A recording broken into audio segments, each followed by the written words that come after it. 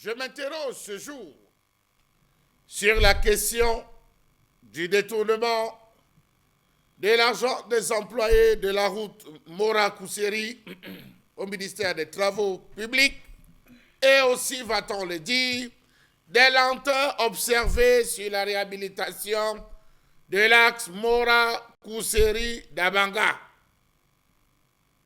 Officiellement lancé le 1er mars 2018, après 4 ans d'arrêt du chantier, les travaux de construction de la route Mora-Dabanga-Kousseri sur un linéaire de plus de 200 km dans la région de l'extrême nord du Cameroun avancent à pas de tortue.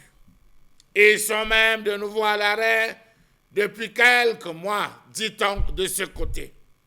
Les travaux de construction de la nationale numéro 1, section Mora-Dabanga-Kousseri, rentrent dans le cadre du projet de facilitation du transport et de transit en zone CEMAC et financé par la Banque mondiale à hauteur de 70 milliards de francs CFA et s'effectue sur un linéaire de 205 km dans la région de l'extrême nord.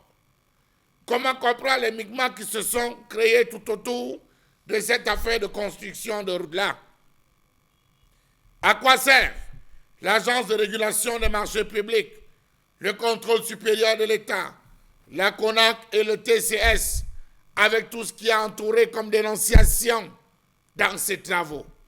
Comment comprendre ce fameux recrutement de 5 sous-traitants sur ce même chantier? Les travaux ont été dans un premier temps attribués à 2 entreprises chinoises, Sino Hydro pour le tronçon Mora-Dabanga et les établissements Jiangsu pour Dabanga-Kousseri. On nous a fait comprendre que ce fut à cause des affres de Boko Haram que les 2 entreprises ont dû abandonner. Ont-elles remboursé l'argent décaissé?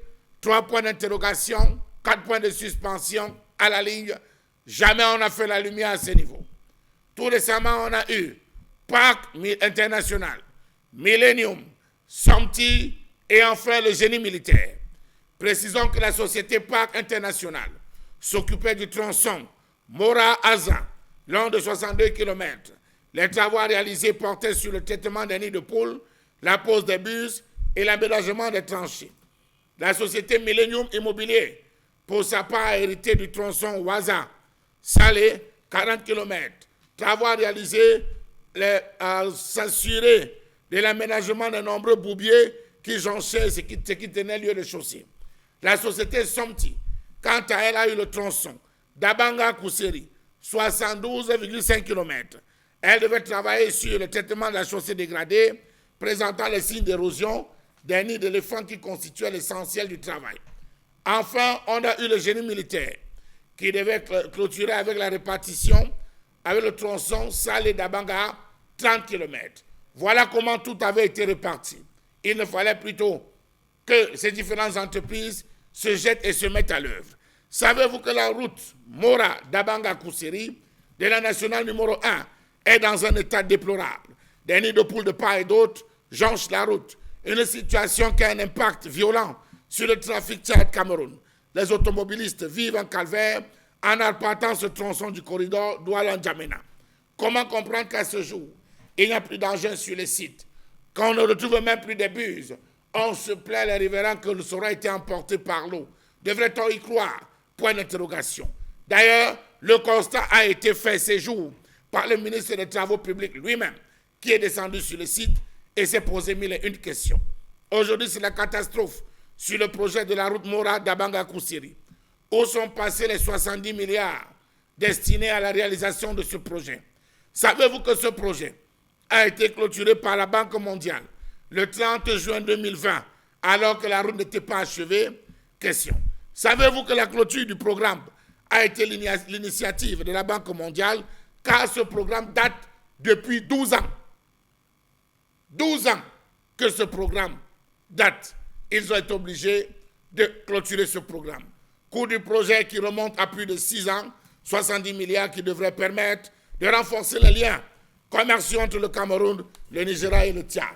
En d'autres termes, nous avons utilisé l'argent avec des prestataires fictifs. Savez-vous que le personnel de ce projet a pris ce quartier il y a 2 ans, dans une villa UP au quartier Bastos, où on dit là-bas qu'il s'amuse, en attendant la réalisation complète sur le terrain.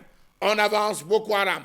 À des moments, on avance qu'il y a une question d'intempéries, les pluies, on ne peut pas travailler. Après, on annonce qu'il y a l'arrivée d'un nouveau matériau qui va permettre de bitumer rapidement l'axe.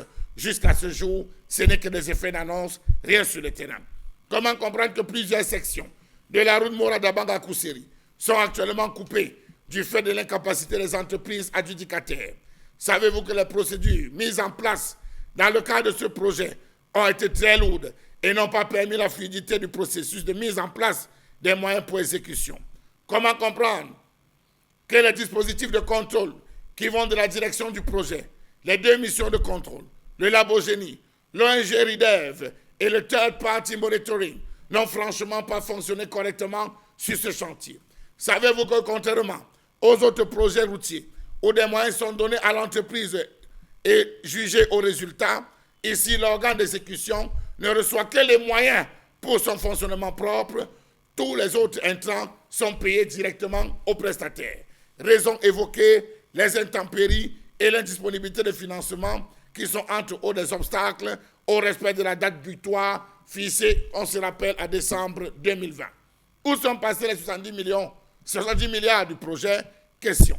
Que dit finalement des plaintes des acteurs du terrain qui réclament la non-perception des aérés de salaire? Ils n'ont rien perçu.